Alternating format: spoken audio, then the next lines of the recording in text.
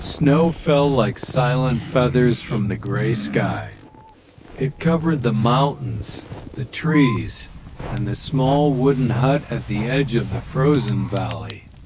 The world there was white, cold, and very quiet. Inside that hut lived an old woman named Amanor, and a little girl called Lila. Amanor was thin, with silver hair hidden under a worn brown scarf. Her hands were rough like tree bark, shaped by years of hard work and cold winters.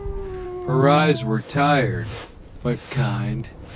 Lila was only 6 years old, small, fragile, with cheeks always red from the cold and eyes as bright as winter stars. They were not related by blood. Many winters ago, Amanur had found Lila crying beside a dead horse on a frozen road. The child was alone, shaking and almost silent from fear. Amanur had wrapped her in her own shawl and carried her home through the snow. From that day, they became family. Life in the frozen land was cruel. Food was rare. Firewood was heavy. The wind cut like knives. Wolves howled at night, and white foxes stole whatever little food they could find. Sometimes, huge elk walked near their hut, their breath rising like smoke in the air. Even the animals struggled to survive. Every morning, Amanur woke before the sun. She would light a small fire, warm a little soup made from dried roots, and wake Lila gently. "Wake up, little snowbird," she would whisper. Lila would smile weakly and sit beside her, holding the cracked metal cup with both hands. One winter was colder than all the others. River froze thicker than stone. Birds disappeared. Even wolves were silent. Amanur noticed Lila coughing at night. At first, it was soft. Then it became painful. Layla's small body shook when she slept. Her lips turned pale.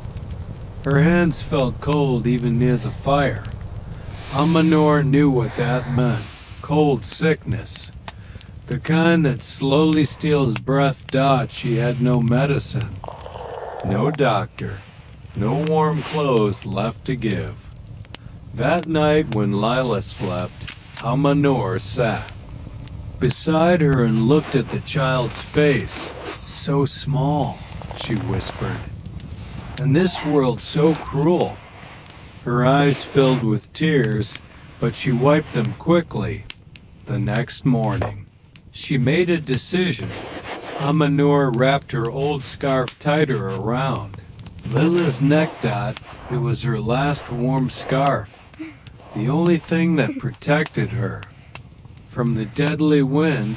She gave it to the child without a word. When Lila woke, she touched the scarf. "Amma, you are cold," she said softly. Amanur smiled.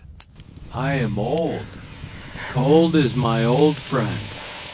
That day, she walked deep into the frozen forest to search for food. Her legs shook. Her breath burned. The snow reached her knees. She found nothing. No rabbits. No roots. Only silence. On her way back, she fell. Her knees hit the ice hard. For a long moment, she did not move. Above her, the sky was endless and white.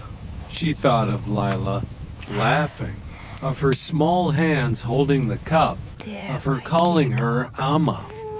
With great pain, she stood again. When she returned to the hut, night had already fallen. Lila was sitting near the fire, waiting. "Amma," she cried, running to her. But when she touched her, she felt how cold her hands were. "You are shaking," Lila said. Amanur said slowly, I am just tired." That night, Amanur could not sleep. Her chest hurt. Her breath was weak, but she listened to Lila. Breathing. Still alive. Still warm. That was enough. Days passed. Lila became stronger. The scarf protected her. The soup helped her. But Amanur became weaker. Her steps slowed. Her cough began. One night, wolves howled closer than ever. Lila was afraid. She climbed into Amanur's arms. "Don't let them take us," she whispered. "They won't." Amanur said. She held her tightly. As tight as her weak arms could. The next morning, the sun did not wake Amanur. Lila shook her gently. "Amma, wake up." No answer. She touched her face. Cold. Too cold. Layla cried. She held her. She called her name. The snow outside kept falling. Silent. Layla wrapped the old scarf tighter around herself and sat beside her. She did not leave. She stayed. Hours later, a group of hunters passed near the hut. They saw smoke. They entered. They found the child and the old woman. Lila did not speak. She only held the scarf. Years later, people in the nearby town would speak of a girl who survived the frozen valley. They said she always wore an old brown scarf, and whenever someone asked about it, she would say, "It belonged to my mother, not the one who gave birth to her, but the one who gave her life."